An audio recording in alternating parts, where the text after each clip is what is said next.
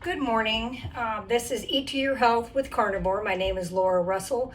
I just wanted to show you guys, we did get deer this weekend, so it was our second deer season. So I just wanted to show you, I cut out the loins. This is what goes along their spinal, along their back, on the backside. Back straps is another name for them. So we cut ours up into steaks. So I just wanted to show you something. And you don't have to do this just with deer. You could get beef done like this at your butcher, and then you can make your steaks the way you want. So I just prefer to do, we do all of our own processing of our deer. So I make a cut about an inch across, about halfway through, and then the next one, I'm waiting on my wood cutting board because I do not like using glass. So then you just split it down the center, kind of, they call it a butterfly. Now this end is gonna be kind of small, and then kind of looks like this, okay? And then I will tenderize that as well. So then I just do the same process, about halfway through. Now on a big buck, you're gonna get huge steaks. This was a good sized doe, but I prefer doe meat to buck. I don't like that real deep gamey flavor, so I shoot, my husband likes bucks because he wants the antlers. I don't care about the antlers. I haven't seen any recipes for antler stew or anything. I'm sure there's maybe reasons to have that, but not my favorite. So I'll show you some of the stuff I cut off of here too. So kind of looks like a butterfly. Okay, so that's called butterfly steaks.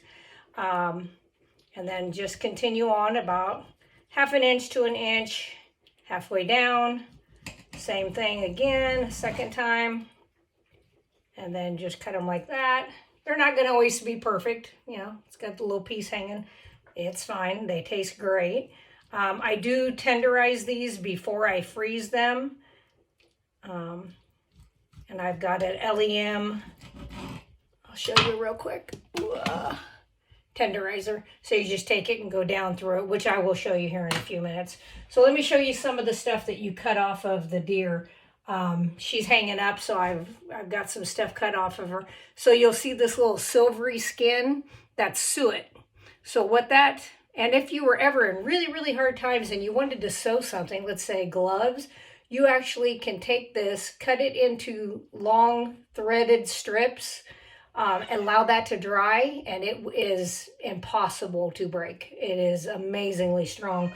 So that is, you know, something that if you got into real survival stuff, you could do that. So that's some of the stuff that I'll show you, one that hasn't been cleaned up yet. So this is just how it looks when you cut it off of the deer. So it looks like that. And then I'll take all that silvery looking soot off. And I'm not going to save it. I have no reason to. Some of my extra little meat bits I'm putting in a pan, and I plan on frying that up for lunch with some ribeye fat, of course, because that's my favorite staple is ribeye fat. I had some people contact me yesterday. They were asking about like how much fat should they be eating, and I think it's different for every person. We're all kind of individual. And I would say add enough fat that you're not having diarrhea, but you're not having constipation either. And so every person, that's going to look a little different. I do just about a 50-50 ratio for me. I don't weigh anything. I don't count calories. This isn't the type of lifestyle that I choose to do. I chose this because of its ease, because of its healing benefits, and on to healing benefits. I was on Dante Ferrigno's Facebook page, and somebody made a comment yesterday or maybe the day before that this person had been on carnivore for 2 months, didn't say if they were strict, didn't really say anything. And they kind of threw out a blanket statement, which absolutely drives me insane. Labels, blanket statements, lazy management, those kind of things drive me insane. He threw out that he wasn't getting 99% of this healing within 2, 3 weeks, 4 weeks, whatever, of starting carnivore. And I just said that I follow that channel. I've read most all the posts that I can get my hands on. Never had I ever seen anybody on that channel making that claim that 99% of your ills will be gone in a short time. I did say that to that person, and he said, well, it was somebody else's channel that they had made those statements. Again, I follow that person as well.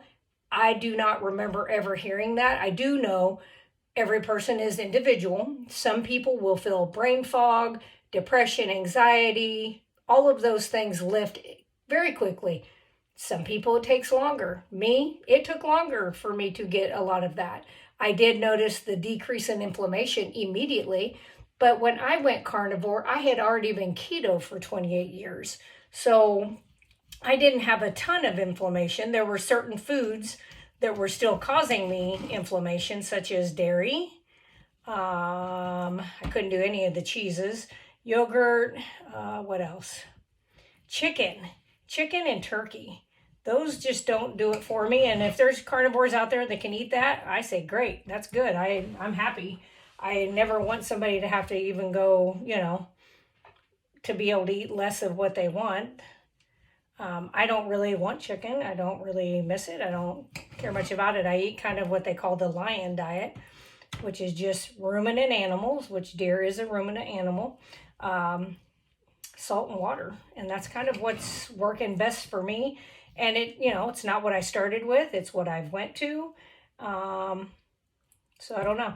I think with this end piece, I think I may do one more, and then I'm going to chunk the rest of this up, and I'm actually going to cold pack this deer. Some of it, not all of it, but some. I don't want little medallion steaks. That one's about a medallion, so I think that's probably it on that.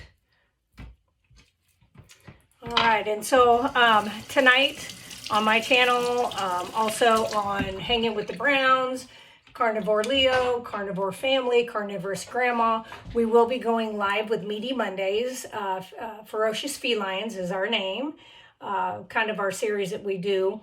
That'll be 6 p.m. Central Standard Time. If you want to jump on there, I think we do give a well-rounded amount of information that we have done. And we're all individuals, so we all come from a different place, do things differently. Some of us, our spouse and our family are doing this. Some of us, it's just us alone, which is fine. But anyway, I think it's a good thing to watch. I will show you how I do this. It's pretty self-explanatory. You just kind of go down